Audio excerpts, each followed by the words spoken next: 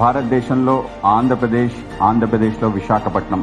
దీని ప్రాముఖ్యత ఆ విధంగా ఎదగాలని ఈస్ట్ కోస్ట్లో ఉండే సిటీ ఆఫ్ డెస్టినీ అని పిలుచుకుంటున్న వైజాగ్ నిజంగానే ఒక సిటీ ఆఫ్ డెస్టినీగా మారిన తరుణం.